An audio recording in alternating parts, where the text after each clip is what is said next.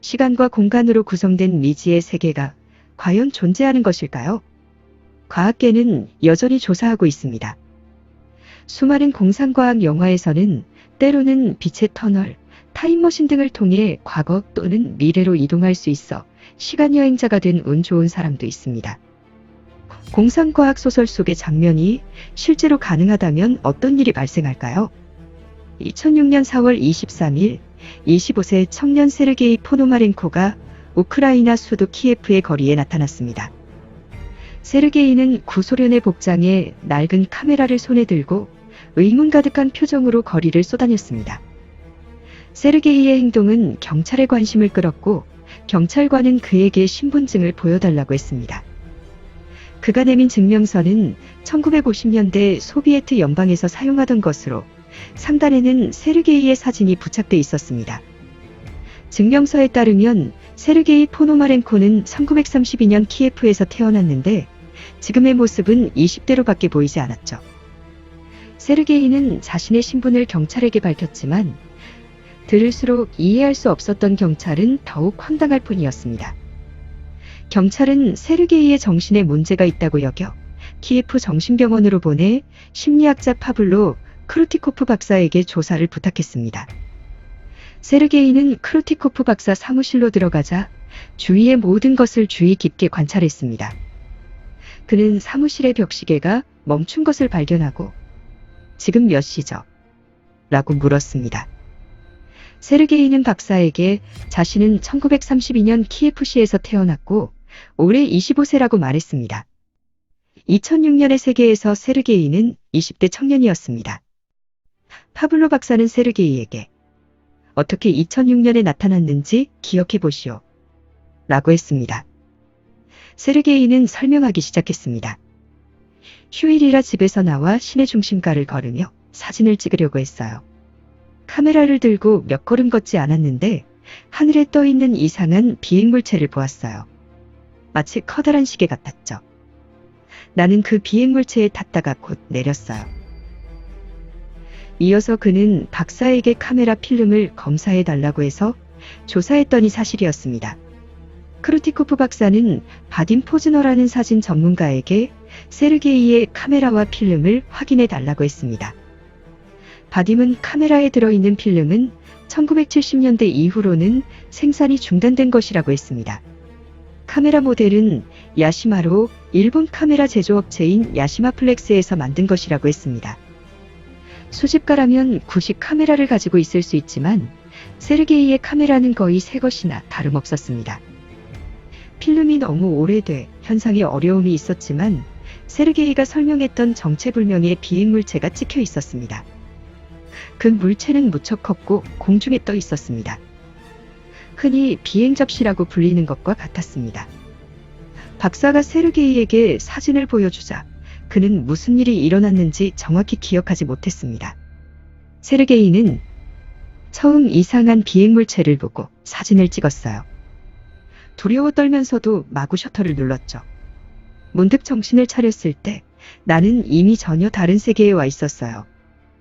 주변의 모든 게 처음 보는 것이었고 어디가 어딘지 길을 찾을 수 없었습니다. 라고 말했습니다.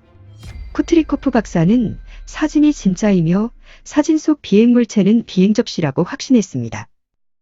필름은 유효기간이 50년이나 지났지만 사진은 또렷했습니다. 박사와 전문가들은 현상한 사진을 살펴보았습니다. 세르게이가 찍은 키예프 거리의 풍경은 현재와는 완전히 달랐으며 사진 우측 하단에는 1958년이라는 글자가 나타나 있었습니다.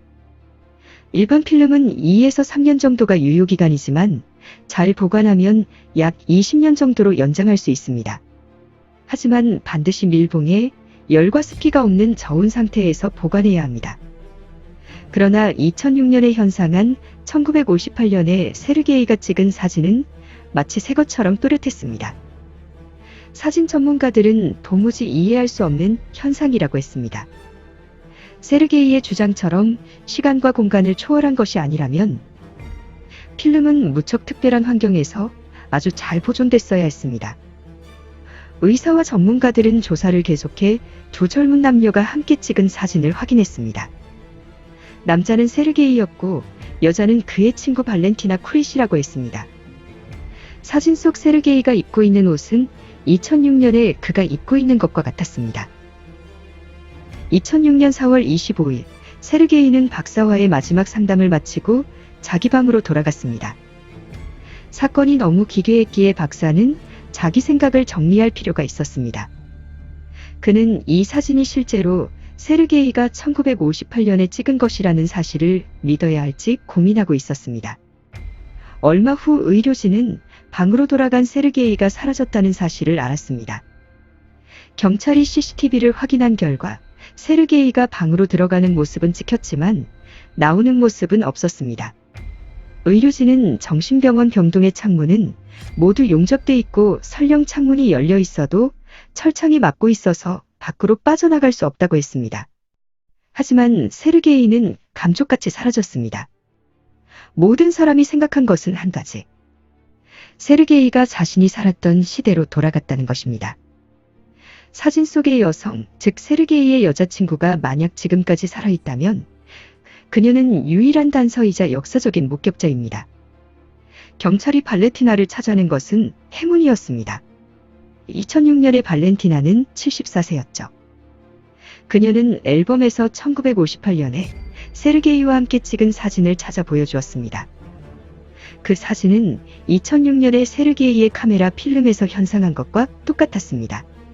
쿠트리코프 박사로부터 사진의 출처에 관한 이야기를 들은 발렌티나는 무척 놀랐지만 사진이 진짜임을 입증했습니다.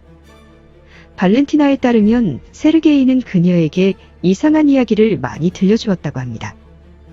미래에 가서 전기로 작동되는 전자레인지를 사용해 몇 분 만에 음식을 요리했는데 무척 빠르고 편리했다고 했습니다. 세월이 지난 후 발렌티나는 전자레인지를 사용하다가 갑자기 세르게이의 말이 떠올라 그가 당시에 전자레인지를 어떻게 알았는지 궁금했다고 했습니다. 우크라이나 텔레비전 방송국과 대만 탐사 프로그램 1+1의 시간여행자 조사팀은 키예프 국립기록보관소에서 1960년대 키예프 라디오의 공상과학 토크쇼 녹음본을 찾아냈습니다. 세르게이는 라디오 인터뷰에서 40년 후의 과학기술 발전에 관해 이야기했습니다. 그는 전자레인지와 휴대전화를 언급했습니다. 또 인체에 자연스러운 맥박을 형성하고 혈액을 공급하는 인공심장을 만들 수 있다고 이야기했습니다. 인공심장에 대한 세르게이의 이야기를 들은 조사팀 전문가들은 충격을 받았습니다. 그가 사용한 용어는 당시 소련 의료계에서는 사용하지 않았고 의사조차 들어보지 못한 미래의 전문 용어였기 때문입니다. 2006년에 촬영한 영상을 다시 살펴본 결과 다음과 같은 사항을 확인할 수 있었습니다. 1958년에서 온 것으로 의심되는 세르게이는 크루티코프 박사를 만나기 위해 기다리던 중 의료진이 전자레인지를 사용하는 것을 보고 있었습니다. 그리고 의료진이 보던 잡지에는 인공심장과 관련된 내용이 실려 있었습니다. 그리고 세르게이는 의료진에게 무선전화에 대해 반복적으로 질문했습니다. 따라서 연구원은 세르게이가 2006년 우크라이나에서 습득한 정보를 1960년 소련에서 이야기한 것으로 추측했습니다. 시간여행자 다큐멘터리 조사팀은 심리학자, 물리학자, 사진 전문가, 경찰 등이 증인이며 영상과 녹취록, 증거 사진 등이 있다고 했습니다. 그리고 세르게이의 여자친구는 그가 1970년쯤 사진을 보내줬다며 그것이 그의 마지막 소식이었다고 하였습니다. 그 사진은 그가 2050년에 다녀왔다고 하며 키예프의 한 강가에서 촬영된 것으로 세르게이 뒤에는 고층 건물들이 찍혀 있었는데 2006년 당시에는 존재하지 않았던 건물들이 있었다고 합니다. 시간여행자라는 신비한 화제는 아직도 탐구 중입니다. 학자들의 탐사와 연구는 멋지고 기묘한 세계를 보여주기 위해 창문을 여는 것과 같죠. 어느 날인가 시간의 비밀이 드러날 것입니다.